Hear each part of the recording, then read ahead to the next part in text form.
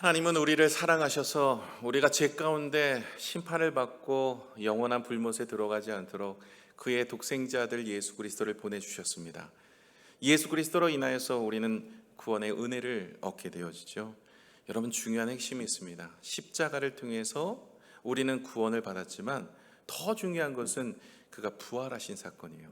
죄가 용서받는 그 은혜를 가지고 우리는 영원한 천국에서 영생의 축복, 부활의 은혜를 누리게 된다는 것을 여러분 기억하셔서 그 믿음의 은혜로 늘 감사하며 예배하는 여러분 되시기를 축원합니다. 여러분들 정기검진 받으시죠? 정기검진을 받으러 한 분이 병원을 가셨어요. 별 이상이 없는데 의사가 놀라는 겁니다.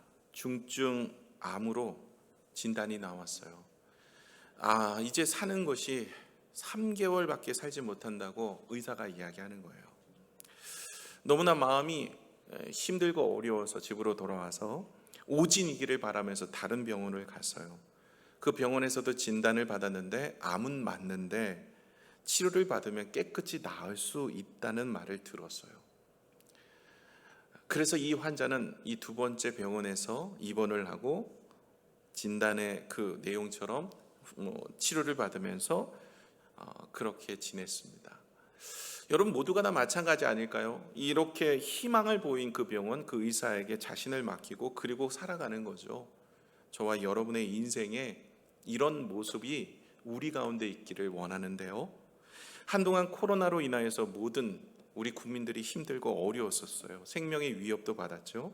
죽은 사람도 많았고 많이 우리가 아팠습니다. 백신 회사에서 약을 개발하기 위해서 열심히 노력해서 백신을 개발하고 다들 백신을 맞아서 그나마 코로나로 내성을 얻게 되었습니다. 그런데요, 이렇게 전염병들이 창궐하도 열심히 고치는 분들, 최선을 다해서 하는 분들도 계시고 백신도 개발하고 약도 개발해서 어떻게 좀 나음을 얻지만 모든 사람들이 걸린 병인데, 이 전 세계 60억 명이 다 걸린 병인데 이 병은 너무 심각해서 예방책이나 백신이나 치료법이 개발되지 않아요. 개발의 엄두가 나지 않기 때문에 그렇습니다. 이 질병은 모든 사람들, 저도 그렇고 여러분도 걸렸는데 그 질병은 바로 사망입니다. 모든 인생은 죽게 되어 있어요. 이 질병을 가지고 살아가요. 모든 사람들은 다 죽습니다. 나이가 들고 세월이 흐르면 점점 죽어가는 것이 우리의 모습입니다. 누구도 이 질병을 예방하거나 치료를 조금 더 생을 연장하는 것은 있으나 완전한 치료를 할 수 있는 것은 없습니다. 그래서 이것을 개발하는 게 엄두가 나지 않아요. 히브리서 9장 27절의 말씀을 보시면 한 번 죽는 것은 사람에게 정하신 것이요 그 후에는 심판이 있으리니 모든 사람은 성경은 죽는데요.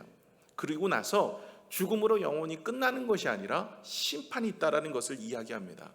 죽음 이후에 우리의 영은 심판에 임하게 되어지는 거예요. 그래서 예수님이 이 땅에 오셔서 우리를 구원하셔서 이 심판에 머물지 않고 영생의 축복의 은혜를 누리도록 하기 위해서 이 땅에 오신 거죠. 사단은 우리를 진단하면서 이렇게 이야기합니다. 심각한 병이 걸렸어. 이제 죽을 거야. 죽고 나면 모든 것이 끝나기 때문에 남은 기간 동안 그냥 좋은 거 먹고 좋은 거 즐기면서 좋은 거 누리면서 사는 것이 그것이 상책이야. 사단은 우리에게 그렇게 미혹합니다. 주일날 예배드리러 가. 시간도 아까운데, 지금 먹고 살기도 바쁜데, 지금 이 땅이 전부인데 즐기고 사는 것도 사실 시간이 아까운데 예배드리고 헌신하고 수고를 해. 이 땅이 전부야. 그러니 실컷 먹고 실컷 마시고 실컷 즐기다가 가면 되는 거야. 먹고 죽은 귀신 때깔도 좋다잖아. 열심히 먹고 열심히 즐기면서 놀다가, 이것이 사단이 우리에게 주는 전략이에요. 그렇게 우리를 진단합니다. 이 사망이라는 질병은 절대 고칠 수 없다라는 거예요. 그러나 성경과 예수님의 진단은 달라요. 성경과 예수님의 진단은 원래 하나님의 형상대로 우리를 만드셨기 때문에 우리는 죽음에 이르지 않도록 주님이 만드셨어요. 그런데 에덴 동산에서 아담과 하와가 범죄함으로 인하여서 죄가 들어옴으로 사망에 이르게 되었어요. 이 사망이라는 죄를, 이 죄에 대한 모습을 우리가 하나님께서는 치료하시기 위해서 이 땅에 본인이 직접 오셔서 십자가에 달려 돌아가시고 누구든지 믿기만 하면 구원에 이르고 영원한 생명으로 회복될 수 있다라고 말씀하세요. 성경은요, 죄와 사망, 죽음에서부터 치료를 받을 수 있다고 우리에게 이야기하고 있습니다. 여러분, 사단의 이야기를 들으시겠어요? 사단은 죽음 이후에 아무것도 없어. 이 땅이 전부야. 즐기고 누리며 살면 돼. 남은 여생 그냥 그렇게 사는 거야. 두 번째, 예수님은 우리에게 이렇게 진단합니다. 아니야, 죽음 이후에도 삶이 있어. 우리가 두 번째 죽음에 이르지 않도록 예수 그리스도를 믿고 그 믿음으로 살면 영원한 생명을 얻을 수 있어. 죄와 사망이라는 것으로부터 치유받고 반드시 회복될 수 있어 라고 성경은 우리에게 일러주고 있습니다. 여러분, 우리가 오늘 이 자리에서 예배드리는 이유는 바로 이 예수님의 말씀, 이제 이 죄와 사망으로부터 우리가 회복될 줄로 믿고 오늘 이 자리에 나와 계시는 줄로 믿습니다. 그래서 오늘도 하나님으로부터 회복되고 은혜를 얻어서 영원한 생명 누리는 믿음의 성도들 되시기를 축원합니다. 부활의 신앙을 그래서 가져야 되는 거예요. 부활하신 예수님께서 이제 살아나셨죠. 십자가에 달려 돌아가시고 3일 만에 부활하셨어요. 그리고 나서 제일 먼저 찾아간 분이 누구이죠? 지난주에 같이 나눴죠. 누구를 찾아갔죠? 막달라 마리아예요. 막달라 마리아를 찾아갔어요. 이 막달라 마리아는 간절함이 있었어요. 그는 7 귀신 들린 여인이었어요. 그가 고침을 받고 주님 앞에 자신의 모든 것을 드리며 헌신하며 따라다녔어요. 예수님의 그림자처럼 따라다녔어요. 예수님의 제자들만 따라다닌 게 아닙니다. 이 여인도 함께 했어요.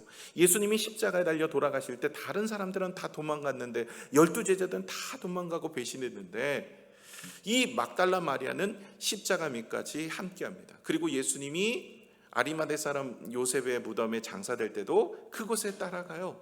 그리고 나서 안식 후 첫날 이제 이른 새벽에 향유를 가지고 예수님의 시체를 바르려고 갔다가 천사를 만나고 부활한 주님의 소식을 듣게 됩니다. 그리고 나서 비로소 예수님이 부활하시고 그를 만나시는데 제일 먼저 만났어요. 아니, 12 제자도 아니에요. 그리고 다른 사람도 아닙니다. 예수님은 이 여인을 먼저 찾아가셨어요. 이유가 뭘까요? 그의 간절함 때문에 그랬어요. 그는 예수님을 향한 간절함이 있었어요. 예수님을 향한 마음이 있었어요. 그렇기 때문에 그렇게 간절히 주님을 찾고 구하는 자를 주님은 외면하지 않으시고 찾아가셔서 부활의 첫 증인이 되었습니다. 저와 여러분도 그런 간절함이 있어지기를 축원합니다. 두 번째는 누구를 찾아갔어요? 엠마오로 가는 2 제자를 만나셨다고 성경은 기록하고 있어요. 엠마오로 가는 2 제자, 하나는 글로바였고 한 사람은 이름이 나오지 않지만 대략 성경학자들은 누가라고 이야기합니다. 이 엠마오로 가는 2 제자를 만나시는 다른 모습으로 찾아가니까 이 사람들이 알지를 못하였어요. 그리고 대화를 나누는데 무슨 말씀을 하시냐면 하나님의 말씀, 예언의 말씀, 그가 죽고 다시 살아날 것이다라는 예언의 말씀을 풀어주시는 거예요. 그 말씀을 듣고 비로소 그들이 깨달은 바가 되었어요. 성령의 뜨거운 마음을 가졌어요. 그리고 돌아가서 예루살렘으로 돌아가 이 제자들에게 그 내가 본 예수 그리스도, 내가 만난 예수 그리스도를 증거하게 됩니다. 여러분, 이곳에 가장 핵심은 무엇입니까? 여러분, 흔들리지 않는 믿음은 오직 말씀의 기반으로 하는 믿음이라는 것을 이야기하고 있어요. 여러분, 우리가 보고 듣고 깨닫고 경험하고 오늘도 우리는 기도의 응답을 받고 우리가 말씀을 읽어서 나름대로 내 상황에 어떤 현상이 보이는 거 가지고 믿음 생활하는 분들 계세요. 그런데요, 여러분, 보이고 우리가 이렇게 듣고 하는 이런 현상적인 믿음은요, 그 현상이 보이지 않으면, 나타나지 않으면 그 믿음이 흔들려 버려요. 그러나 말씀 위에 기반이 있는 믿음은 흔들리지 않습니다. 그래서 이 2명의 엠마오로 가는 2 제자가 이 예수님의 말씀을 듣고 그 마음이 뜨거움을 갖고 믿음으로 일어나는 모습을 경험하게 되었어요. 마지막으로 오늘 3번째 예수님께서 나타나셨는데 이제 두려움 속에 모여서 함께 있었던 12 제자들, 그 12 제자 중에 1명 빠졌죠. 11 제자가 함께 모여서 있는 그곳에 찾아오셔서 주님께서는 처음에 책망을 하시고 2번째 사명을 허락하여 주시고 3번째 그들이 그 사명을 따라 순종하는 내용을 오늘 살펴볼 것입니다. 오늘 우리 14절을 같이 한번 읽어보겠습니다. 예수님이 부활하시고 세 번째 찾아오셔서 이 사람에게, 이 11 제자에게 무엇을 하시는지 오늘 14절 같이 읽겠습니다. 시작. 그 후에 11 제자가 음식 먹을 때 예수께서 그들에게 나타나사 그들의 믿음 없는 것과 마음이 완악한 것을 꾸짖으시니 이는 자기가 살아난 것을 본 자들의 말을 믿지 아니함이로라. 아멘. 자, 예수님께서 제자들을 찾아가셔가지고 제일 먼저 하신 것이 뭐예요? 꾸짖으셨어요. 이 꾸짖으셨는데 두 가지를 꾸짖으셨어요. 하나는 믿음이 없는 것, 또 하나는 마음이 완악한 것. 이 두 가지를 꾸짖으시며 말씀을 하고 계십니다.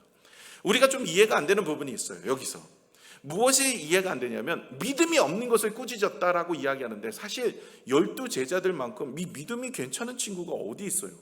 여러분, 만약에 믿음이 지식이라고 한다면 여러분, 이 제자들은요 3년간 예수님의 설교를 들었어요. 여러분이 우리 교회에서 제 설교 듣는 거하고 차원이 틀려.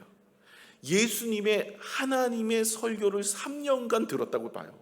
엄청난 성경적 지식이 있지 않겠어요? 만일 믿음이 경험이라면, 아니 예수님의 제자들만큼 경험이 많았던 제자들이 있나요? 사람들이 있나요?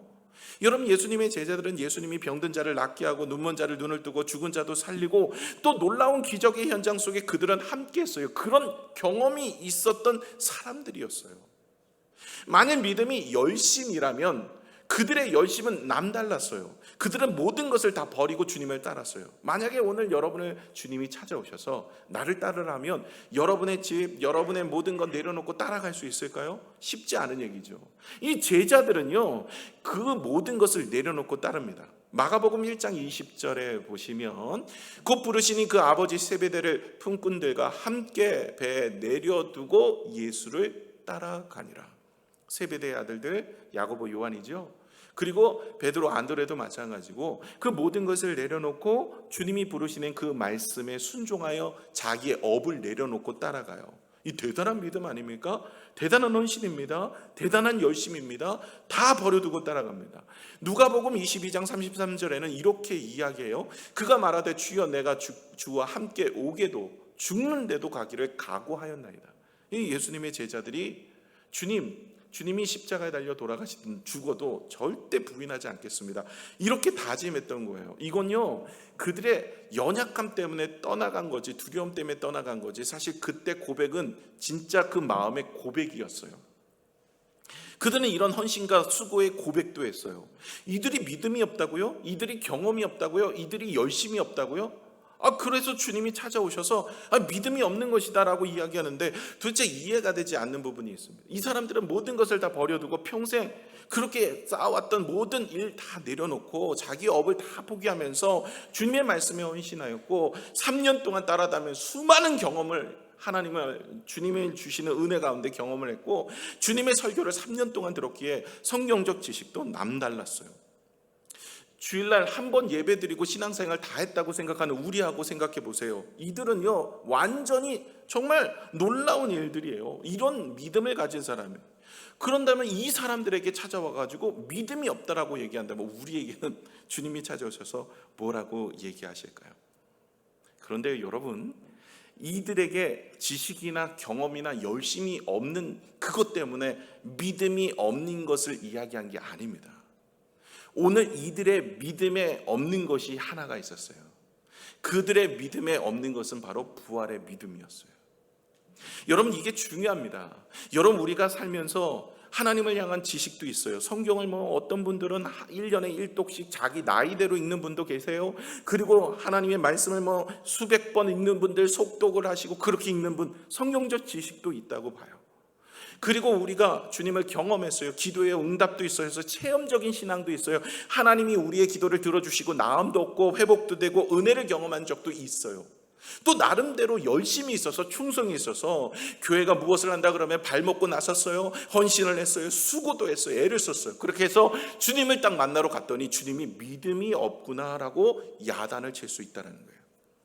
도대체 그 믿음은 뭔가? 이게 부활의 신앙입니다. 여러분, 부활의 신앙이 없으면, 부활의 믿음이 없으면 야단 맞을 신앙이에요. 저와 여러분이 오늘도 예수를 믿고 하나님의 성경의 지식도 많고 경험도 있고 열심도 있다고 해서 하나님이 칭찬할 믿음이냐? 아닙니다. 오늘 제자들은 그런 모습은 있었지만 그러나 부활의 믿음이 없었어요. 부활의 믿음이 없으니 다 도망가 버리는 거예요. 부활의 믿음이 없으니 환경을 보고 다 좌절하는 거예요. 부활의 믿음이 없으니 이 땅이 전부인 거예요. 오늘도 우리가 기도를 하고 예배를 드리는 모든 것들 이 땅이 전부라고 생각하면 조금 기도해서 안 되거나 환경이 어려우면 좌절하고 눈물 흘리고 낙심하는 거예요. 왜요? 부활이라는 것을 믿지 않기 때문에 그래요. 여러분, 가장 중요한 것은 예수 그리스도를 믿고 우리가 은혜 가운데 사는 것은 바로 이 부활의 신앙이 있어야 됩니다. 여러분, 부활의 신앙이 있으십니까? 여러분, 칭찬받을 만한 믿음은요, 이 부활의 신앙이 있는 믿음입니다. 여러분, 아브라함이 이삭을 드릴 수 있었던 이유가 히브리서에 나와요. 아브라함은 이삭을 기꺼이 주님께 드려요. 그런데 히브리서 뭐라고 되어 있습니까? 주님이 이 이삭을 도로 살 줄 믿고 드렸대요. 생명의 주인이신 하나님을 바라보는 믿음이 있었기 때문에 그래요. 믿음의 조상도 그 믿음을 하나님께서 보시고 계셨던 거예요. 저와 여러분에게도 하나님이 물으시는 거예요. 너의 믿음, 기도가 응답이 되는 믿음, 그 믿음도, 십자가에 달려 돌아가서 내가 죄사함을 받는 그 믿음도, 나름대로 우리의 인생을 살면서 이런저런 믿음도 있을 수 있어요. 그러나 더 중요한 것은 우리가 부활의 믿음이 없이는 안 된다는 거예요. 마가복음 8장 31절에 보시면 인자가 많은 고난을 받고 장로들과 대제사장들과 서기관들에게 버림받아 죽임을 당하고 사흘 만에 살아나야 할 것을 비로소 그들에게 가르치시되, 그들이 누구예요? 제자들이에요. 여러분, 예수님께서 살아계실 때, 십자가에 달려 돌아가실 때 벌써 제자들에게 내가 죽을 것이다, 그리고 다시 사흘 만에 살아날 것이다, 부활할 것을 이야기했어요. 그런데 제자들이 믿지를 않는 거예요. 누가복음 24장 7절에도 이르시기를 인자가 죄인의 손에 넘겨져 십자가에 못 박히고 제3일에 다시 살아나야 하리라 하셨느니라 한데, 아니 이렇게 이야기하는데 슬퍼해요. 아니 다시 살아나는데 슬퍼하고 있어요. 십자가에 달려 돌아가시는 것 자체가 그들의 마음에 슬픔이 되어버렸어요. 마태복음 16장 21절에 이때로부터 예수 그리스도께서 자기가 예루살렘에 올라가 장로들과 대제사장들과 서기관들에게 많은 고난을 받고 죽임을 당하고 제3일에 살아나야 할 것을 제자들에게 비로소 나타내시니, 아니 제자들에게 그렇게 말씀을 여러 번 하셨어요. 그런데도 그들은 집중하기를 부활할 것에 집중을 하지 않고 마음이 완악하여서 하나님 앞에 온전히 서 있지 못했습니다. 이들은 지식도 있었어요. 나름대로 경험을 많이 했고 열심도 있었어요. 그런데 주님이 찾아오셔서 그들이 왜 떠나갔는지, 왜 이렇게 무너져버린 믿음밖에 되지 않았는지를 일러주고 있는 거예요. 그게 뭐예요? 부활의 신앙이 없으면 이렇게 다 물거품이 돼요.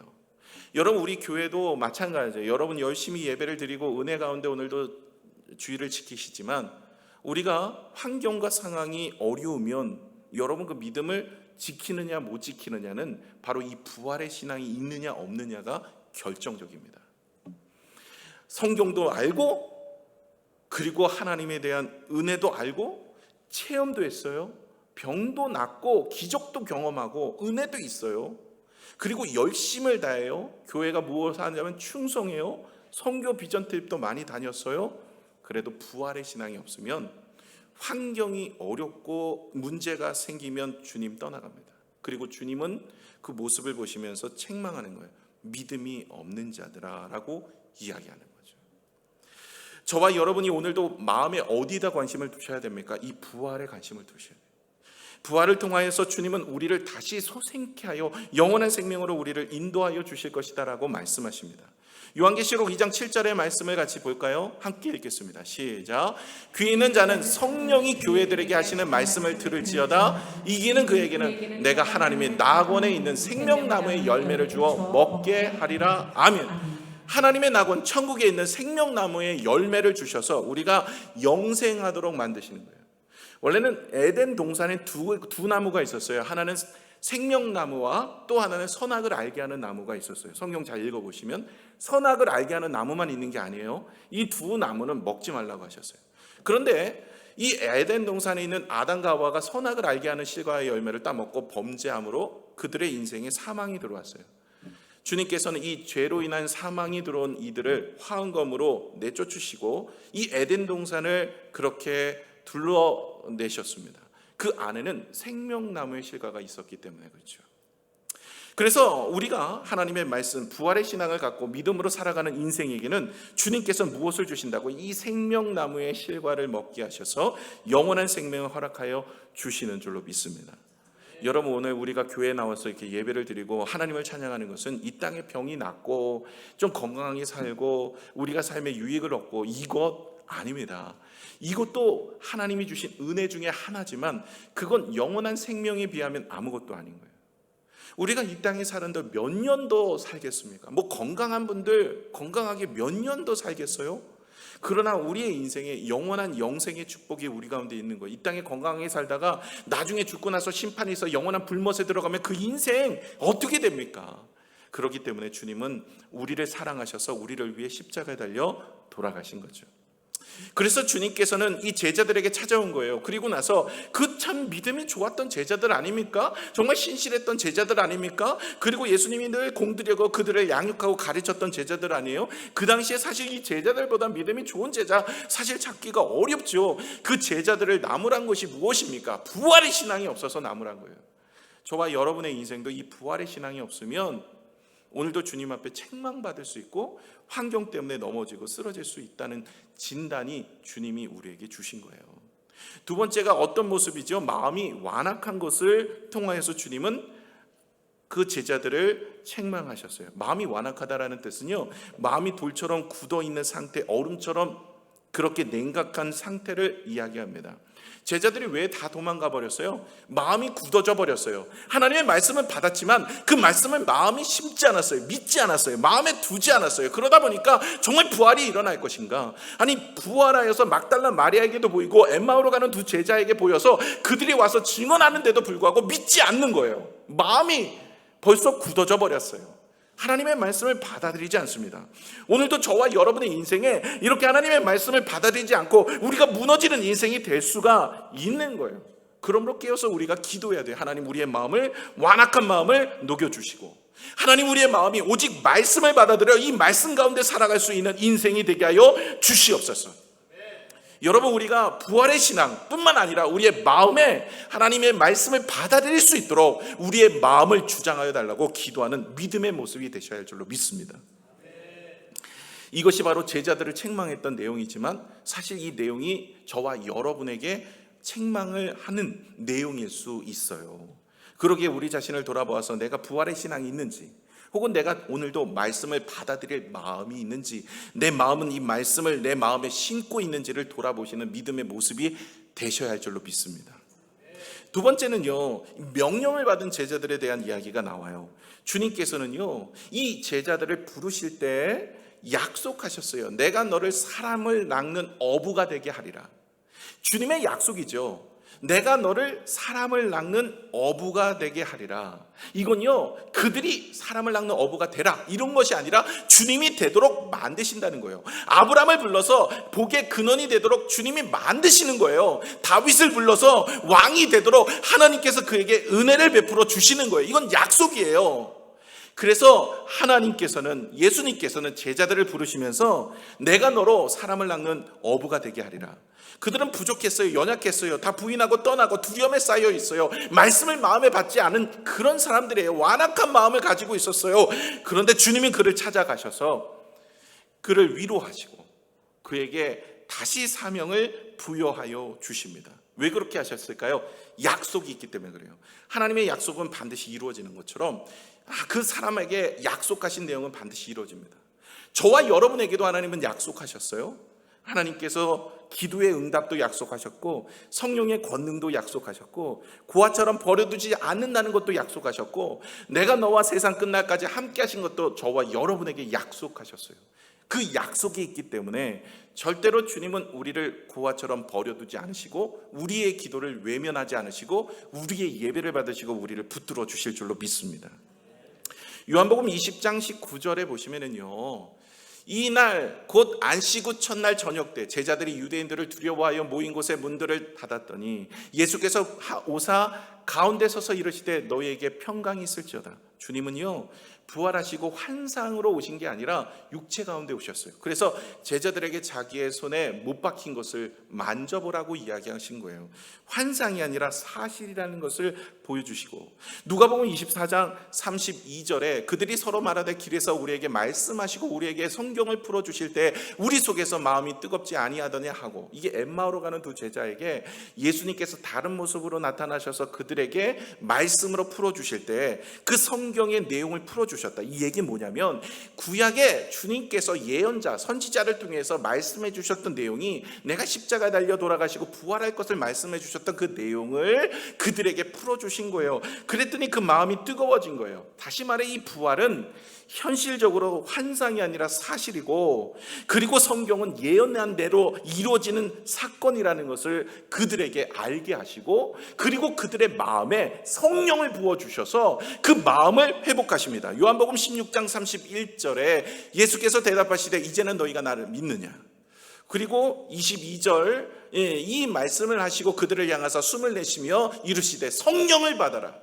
22절에 사도행전 1장 4절에 사도들이 함께 모이사 그들에게 분부하여 이르시되 예루살렘을 떠나지 말고 내게서 들은 바 아버지께서 약속하신 것을 기다리라. 성령이죠. 약속하신 것이 성령입니다.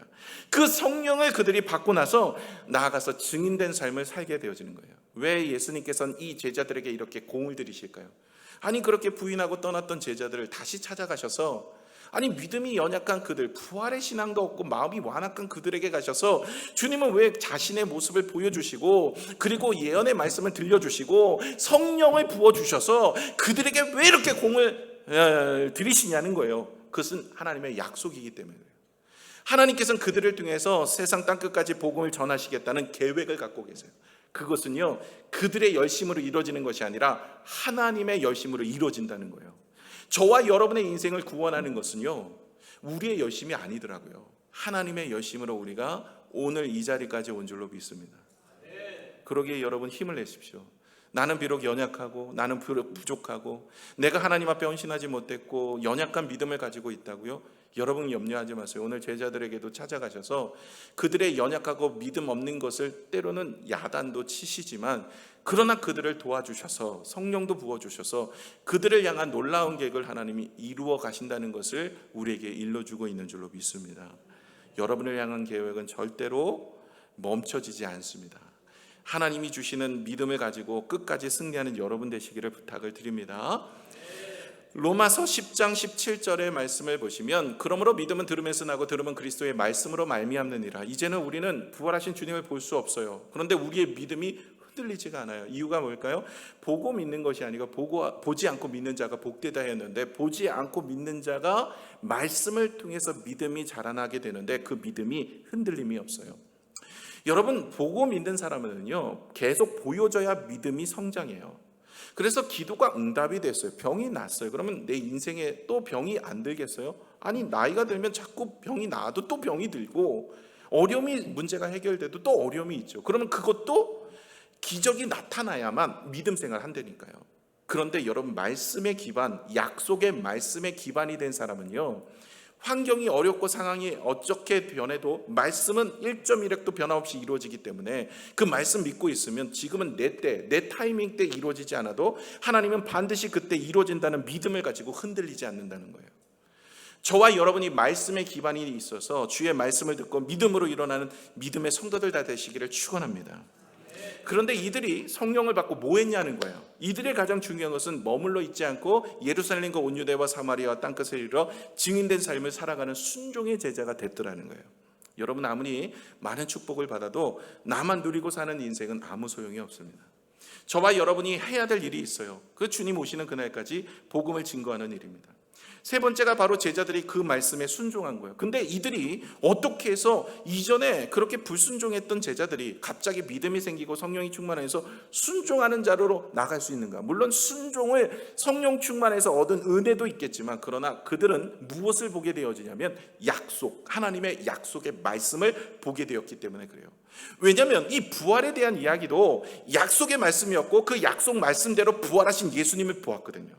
그리고 나서 성령이 임하시면 그 성령으로 인하여 땅끝까지 증거하는 인생이 될 것이라는 이 약속도 들었지만 그 약속도 내가 분명히 알기 때문에, 믿기 때문에 그렇게 살아갈 수 있는 거죠. 19절, 우리 본문의 말씀 19절을 보시면 주 예수께서 말씀을 마치신 후에 하늘로 올려지사 하나님 우편에 앉으시니라. 주님께서는 이제 제자들과 40일과 함께 하시고 40일 이후에 이제 하늘로 올라가게 되어집니다. 20절을 함께 볼까요? 이제 혼자 남았어요. 마가복음 16장 20절, 제자들이 나가 두루 선포할새 주께서 함께 역사하사. 그 따르는 표적으로 말씀을 확실히 증언하니라. 제자들이 전파하였어요. 그랬더니 뭐예요? 주께서 함께 하세요.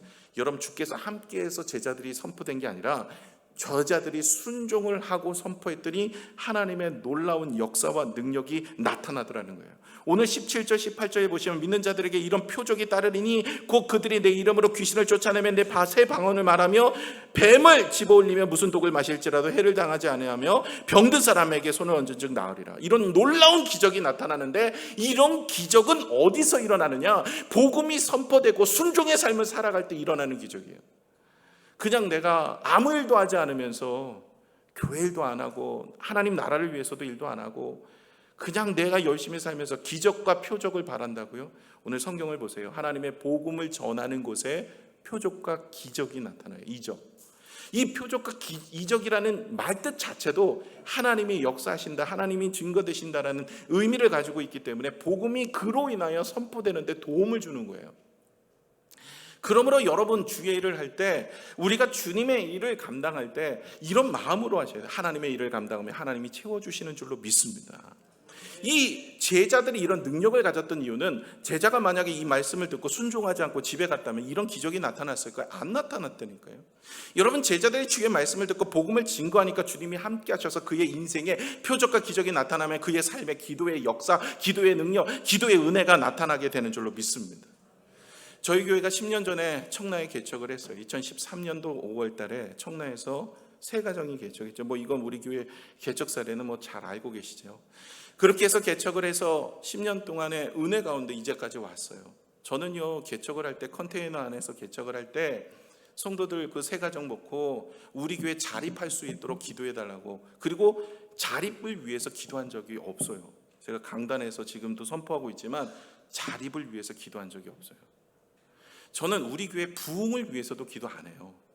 제가 기도하는 건요, 하나님의 나라를 위해서 우리가 쓰임받기를 원합니다라고 기도합니다. 저에게 어려웠을 때도 노동과 기도 수련회라고, 지금은 다 못 가요. 우리 교회 성도들 전체가 못 가지만 노동과 기도 수련회라고 이전에 한 60명 정도 됐을 때는 우리가 영광이라든지 시골에 있는지 노동과 기도, 이렇게 낮에는 노동을 해요. 뭐를 노동하냐면 시골 교회를 고쳐주고 여자분들은 전도해주고 저녁에는 그 찬 바닥에서 잠을 자요. 그리고 집회를 하죠. 그렇게 하고 났더니 하나님께서 이 자리도 허락하여 주시고, 또 저희가 비전을 가지고 100개 교회를 건축하겠다고 기도를 하고 있어요. 지금 어저께 새벽에 우리 이문세 선교사님 남수단에 연락이 왔어요. 장소가 결정이 됐다고. 9번째 교회. 그 9번째 교회를 지으려고 지금 준비하고 있는데 하반기 때 짓는데, 이 교회는요 무려 4시간을 걸어서 교회를 가야 되는 지역이래요. 그런데도 4시간 간대요. 갈 때 4시간, 올 때 4시간. 여러분, 그런 데 있어 보세요. 신앙생활 4분 오는 것도 안 오고 핸드폰 보는데 이게 4시간 가는 데 있으면 안 가죠. 근데 그런 데가 있대요. 그런데도 열심히 믿고 아이들이 400명이나 된대. 와, 대단해. 그래서 저희가 거기에다 건축을 하려고 지금 준비하고 있어요. 하반기 때 9번째입니다. 작년부터 시작해서 그렇게 해서 3개, 4개씩 계속 건축을 하고 있는데, 하나님 앞에 이런 것을 놓고 기도를 했더니 뭘 주시냐면 건축할 수 있는 물질을 주시더라고요. 그 물질을 누구를 통해서 주냐면 여러분을 통해서 줘요. 물주야 여러분. 여러분의 사업에 하나님이 기름 부어주시고 은혜를 주셔서 여러분이 헌신하면 그 물질로 하나님의 일들을 이루어가는 거예요. 또 하나님 앞에 우리가 다음 세대를 세워가기 위해서 기도했더니 다음 세대를 할 수 있는 사람들을 붙여주세요. 그래서 지금 여러분이 계시는 거예요. 여러분이 하나님 은혜로.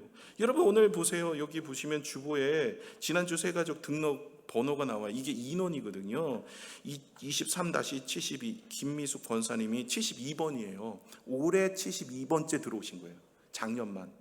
아이들까지 하면요, 저희가 1년에 들어오시는 분들이 한 100에서 120명 작년, 그리고 뭐 아이들까지 하면 150에서 160 정도가 들어오세요. 은혜 가운데 지금 많은 분들이 함께 예배하고 계세요. 근데 저는 부흥을 꿈꾸면서 기도하지 않아요. 지금도 제가 외부 사역을 하거나 다른 일을 할 때 어려운 교회, 힘든 교회를 하나님께서 세워주실 수 있도록 기도하고 있어요. 그랬더니 하나님께서 그 일을 할 수 있도록 여러분을 붙여주시고 물질도 주시고 은혜를 주세요. 그렇기 때문에 여러분, 우리 건강만을 놓고 기도하지 마세요. 건강을 왜 주어야 되는지 목적을 가지고 기도하세요.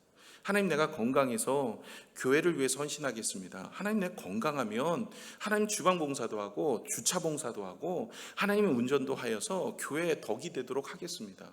하나님, 그 일을 위해서 나에게 건강 주세요. 이게 중요한 거예요.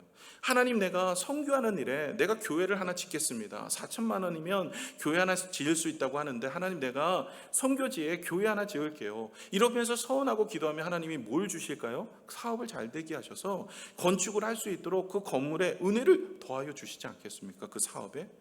여러분, 목적을 위해 구하면 그 목적에 합당한 것을 하나님이 더하여 주시는 거예요.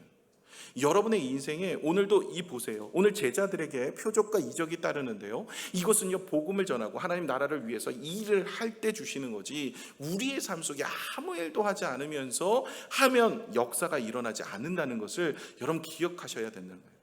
여러분, 내가 건강이 없어요. 나 아무것도 못해요. 그럼 기도라도 할 수 있잖아요. 여러분, 나를 위해 기도할 때도 있지만 내 이웃을 위해서 기도하고 교회를 위해서 기도하고 목회자를 위해서 기도하고 앞에서 싸우는 우리 선교사님들을 위해서 기도한다면 하나님이 은혜를 주시지 않겠습니까? 모세가 120세에 주님 앞에 부름받았거든요. 모압 황제에. 모세가 죽을 때 이렇게 쓰여 있어요. 눈도 기록도 세하지 않았더라.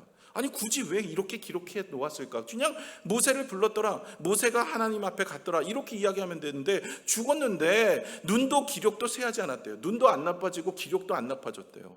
도대체 이 이야기의 핵심은 무엇이냐? 모세가 생각해 보세요. 뭐 자기 건강을 위해 기도했겠어요?